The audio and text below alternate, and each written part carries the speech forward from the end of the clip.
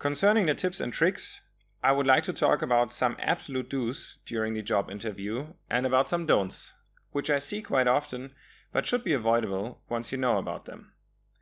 Let's talk about the do's first.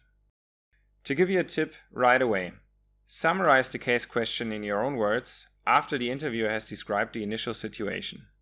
That way, you can avoid misunderstandings and demonstrate to the interviewer that you have understood the case and know what it's about. Write down any information you get from the interviewer. It happens quite often that information appears irrelevant in the beginning, but becomes very important for the final solution. You should have that information at hand then. Also, ask additional questions to make sure you have understood the case. All our interviewers will be glad to answer your questions and to help you. Once everything is clarified, take a minute or two to structure your case. Let the interviewer know that you would like to organize your thoughts to come up with a structure. Every interviewer will be happy to give you time so you can be successful with a well-structured case. Either you or the interviewer will decide when time is over and you should start solving the case. That is, what have you been thinking about in the last 1 or 2 minutes?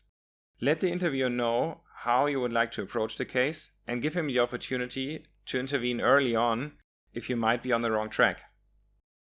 Of course, there are always many ways to solve a case. But we want you to be successful during the interview and will try to push you into the most feasible direction.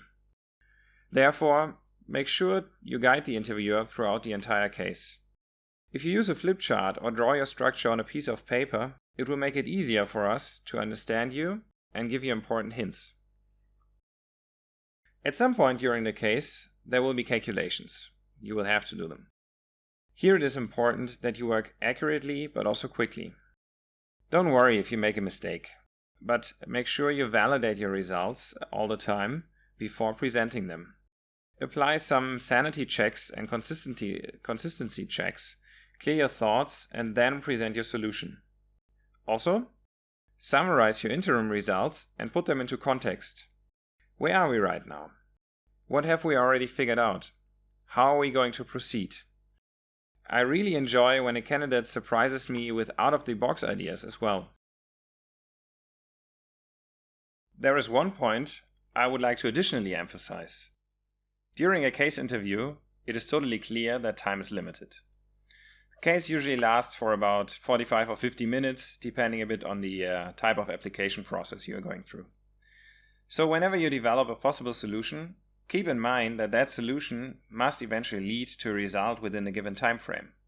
So if your solution or approach indicates a very complicated matrix calculation, for example, which you won't be able to solve during the given time, you should directly talk about it with the interviewer and think about a different approach. Maybe there is a shortcut that will lead to the same result in a shorter time frame. I would compare it a bit with arithmetic problems back at school. Oftentimes, you might remember when you read the assignments, it appeared very complicated in the beginning and impossible to solve in the given time frame. But you somehow knew that there must be an approach that enables you to solve the problem within the given time frame. Keep that in mind when solving a case and talk to your interviewer about finding a shorter and more efficient solution. Now, I would like to talk about the don'ts, so things you should avoid. Please don't take assumptions without explaining them. It is no problem and you're actually encouraged to take assumptions in general, but for the interviewer it should be comprehensible where these assumptions come from. For example, when you use population figures, it should be clear that you didn't just make them up. Demonstrate plausibly where these numbers come from. You also shouldn't be drawing hasty conclusions.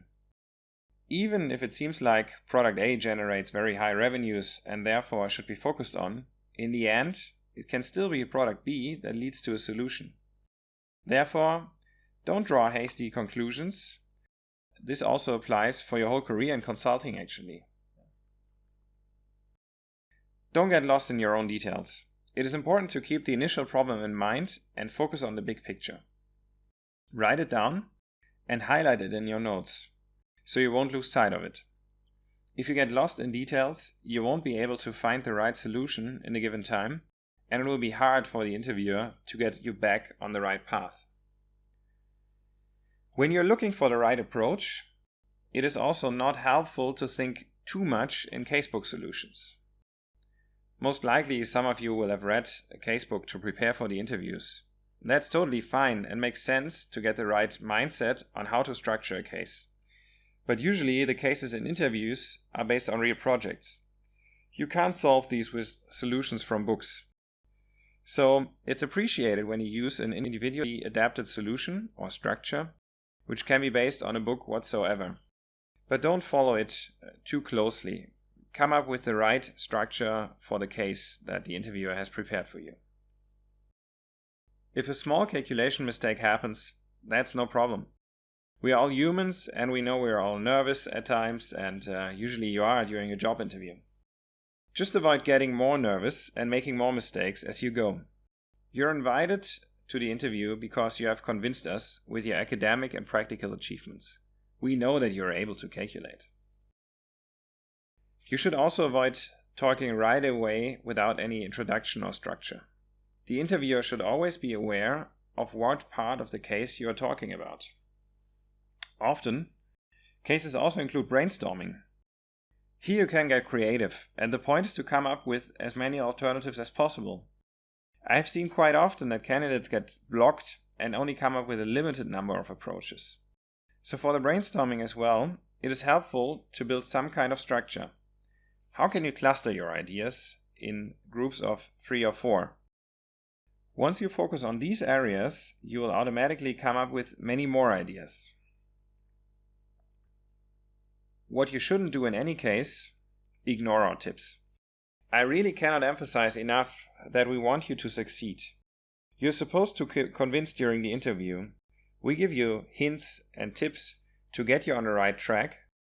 If we say something that is, if we say that something is irrelevant, or we don't have information about it, we usually want to make sure that you are not focusing on that, but focusing on something else. And usually we don't want to get you confused, right? We're here to help. Of course, it sometimes happens that you don't have these aspects in mind during the case interview. What helps you then? Observe the interviewer and establish an interpersonal relationship during the interview.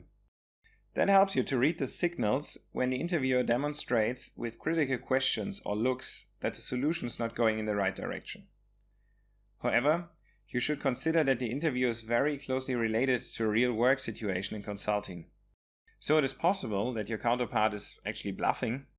Interpersonal observation might help you to detect that.